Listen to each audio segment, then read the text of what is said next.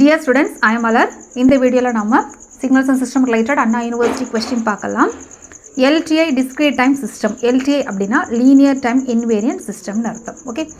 Y of n equal to 3 by 2 y of n minus 1 minus 1 by 2 y of n minus 2 plus x of n plus x of n minus 1 is given an input x of n equal to u of n. என்னெல்லாம் கேட்டிருக்காங்க, find the transfer function of the system. Transfer function அப்படின்னா h of z ன்னு அர்த்தம். Okay, and find the impulse response of the system. h of z கண்டுபிடிச்சோம், அதுலேருந்து நம்ம inverse z transform apply பண்ணியாச்சுன்னா h of n நமக்கு கிடைக்கும். இது ரெண்டாவது தான் நம்ம இது வந்து December 2014 16 mark question. Okay, first நம்ம கிவன் டேட்டா எழுதிக்கலாம். கிவன் டிஃபரன்ஸ் ஈக்குவேஷன் நம்ம அப்படியே எழுதியிருக்கோம். இதில் வந்து நம்ம ட்ரான்ஸ்ஃபர் ஃபங்க்ஷன் கண்டுபிடிக்க போகிறோம். First option transfer function. Transfer ஃபங்க்ஷனுக்கு இஸ் ட்ரான்ஸ்ஃபார்ம் அப்ளை பண்ணலாம். அப்ளை பண்ணலாம். எப்படி என்னவா மாறும் பார்ப்போம். y of n வந்து y of z மாறும். Equal to 3/2 coefficient n minus one ப்ராக்கெட்டில் இருக்குது. So z power -1 y of z minus 1/2ங்கிறது கோஎஃபிஷியன்ட் அண்ட் n -2 இருக்குது. So z power -2 y of z plus x of z plus n -1 இருக்குது. So z power -1 x of z. Okay, இப்போ இந்த ஸ்டெப்பில் வந்து y of zலாம் left side கொண்டு போகலாம். ஸோ y of zலாம் left side, x of zலாம் right side கொண்டு போகலாம். ஸோ y of z இது நமக்கு லெஃப்ட் சைடு போகும்போது மைனஸாக மாறும், இந்த மைனஸ் வந்து லெஃப்ட் சைடு போகும்போது ப்ளஸ்ஸாக மாறும். ஈக்குவல் டு இந்த டேர்ம் அப்படியே இருக்கட்டும். ஓகே, அடுத்து நெக்ஸ்ட் ஸ்டெப்பு, இந்த ஈக்குவேஷன்லேருந்து y of zலாம் காமன் அண்டு x of zலாம் காமனாக எடுக்கலாம். இந்த இடத்துல நம்ம y of z காமனாக எடுக்கும்போது என்னவா மாறும், y of z அப்படி வெளியில் போயிடும். இங்கே இந்த இடத்துல 1 இருக்கும். -3/2 z power -1 plus 1/2 z power -2. அதே மாதிரி இங்கே x of z காமன் எடுக்கும்போது நமக்கு வெளியில் போயிடும். Remaining term 1 plus z power -1.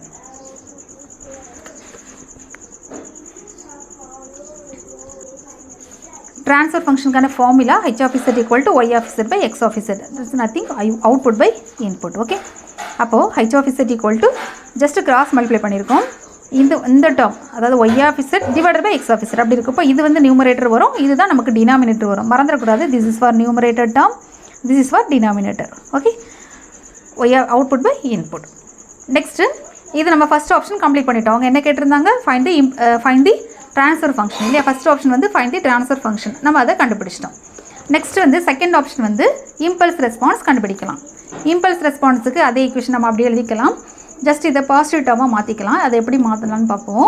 அதாவது டினாமினேட்டரில் அதோட மேக்ஸிமம் பவர் என்னன்னு பார்க்கலாம். மேக்ஸிமம் பவருங்கிறதுங்க என்னது, z பவர் -2. அதுக்கு ரிவர்ஸ் எடுத்தால் என்ன வரும், z² இல்லையா, z பவர் 2.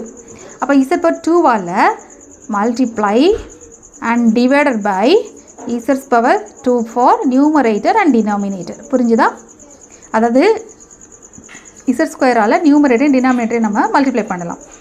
கட் பண்ணியாச்சுன்னா நமக்கு அந்த டேர்ம் தான் கிடைக்க போகுது, வேல்யூ சேஞ்ச் ஆகாது. ஓகே, மல்டிப்ளை பண்ணும்போது என்ன, இது நம்ம உள்ள மல்டிப்ளை பண்ணும்போது z² minus plus z² z power -1 z. Okay, அதாவது z² ப்ளஸ் zன்னு வரும். அந்த இடத்துல நம்ம z நம்ம வெளியில் எடுத்துருக்கோம். அது ஏங்கிறத நெக்ஸ்ட் ஸ்டெப்பில் சொல்கிறேன்.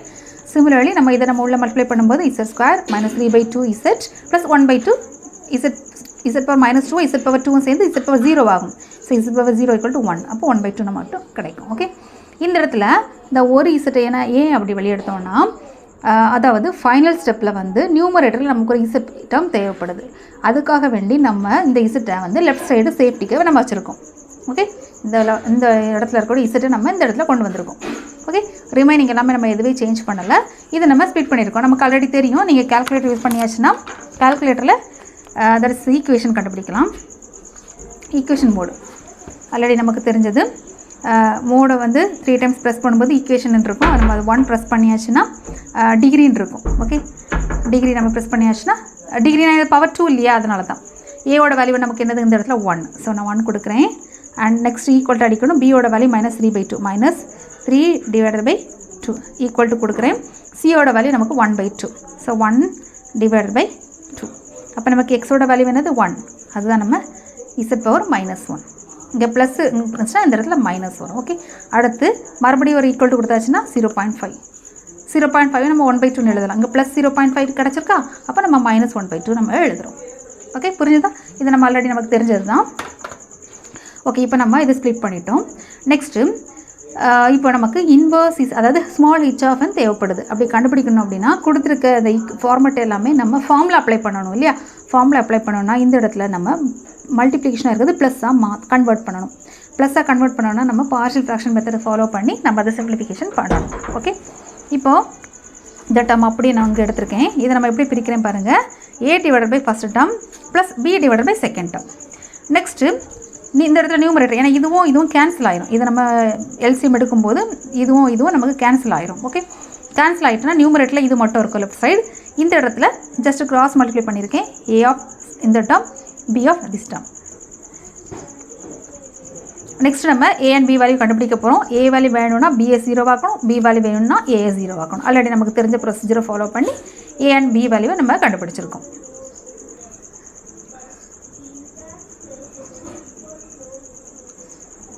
சப்ஸ்டியூட், அதாவது a வேல்யூ நமக்கு a வேல்யூ வேணும் அப்படின்னா தட் இஸ் b வேல்யூ வேணும்னா a 0 ஆக்கணும் இல்லையா? ஸோ அது மாதிரி நம்ம a வேல்யூ b வேல்யூ கண்டுபிடிச்சிருக்கோம். ஜஸ்ட் a வேல்யூ இதில் சப்ஸ்டியூட் பண்ணலாம். h of z by z equal to this is for a value, this is for b value. Okay, இப்போ நம்ம ஃபார்முலா அப்ளை பண்ண போகிறோம். ஃபார்முலா அப்ளை பண்ணுறதுக்கு இந்த இடத்துல ஒரு z தேவைப்படும். ஏன்னா z by z minus a அப்படி இருந்துச்சுன்னா நம்ம என்ன பண்ணலாம், இங்கே மைனஸ் இருக்கிறதுனால a பவர் என்னன்னு எழுதலாம். அப்போ இந்த இடத்துல எனக்கு நியூமரேட்டரில் ஒரு z தேவைப்படுது. அப்போ இந்த இடத்துல z தேவைப்படுறோம் இல்லையா, அதுக்காக நம்ம ஆல்ரெடி எடுத்து வச்சு சொல்லி அதை நம்ம நியூமரேட்டர் கொண்டு போகலாம். இந்த டேர்முக்கு வரும், இந்த டேர்முக்கும் வரும். அப்போ h of z equal to 4z divided by z minus 1. இந்த மைனஸ் அப்படியே இருக்கட்டு, 3ங்கிறது கோஎஃபிஷியன்ட் அப்படியே இருக்கட்டு. ஆல்ரெடி நம்ம நியூமரேட்டர் கொண்டு வந்து z இன்னும் இருக்குது, z minus 1/2. இப்போ நம்ம இன்வர்ஸ் z ட்ரான்ஸ்ஃபார்ம் அப்ளை பண்ணலாம். That's nothing.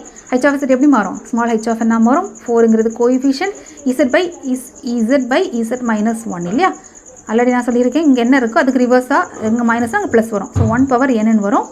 1 பவர் என்ன 1 தானே. ஸோ நம்ம காமனாக just 1 into u of n. 1 நம்ம போடணும் அவசியம் இல்லை.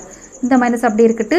3ங்கிறது கோஎஃபிஷியன்ட், z minus 1/2. இந்த minus 1/2 அது எப்படி மாறும், plus 1/2 the whole power n u of n மாறும். ஓகே, ஃபைனலாக ஜஸ்ட்டு ஒரு ஃபினிஷிங்காக நல்லா இருக்கணுங்கிறதுக்காக இந்த மாதிரி ஆன்சரை எடுத்து எழுதுனா நல்லாயிருக்கும் பார்க்குறதுக்கு. என்ன கேட்டிருக்காங்க, ஃபர்ஸ்ட் ஆப்ஷன் வந்து h of z, second option வந்து ஸ்மால் h of n. இதான் நமக்கு கிடச்சிருக்கக்கூடிய ஆன்சர். Thank you students.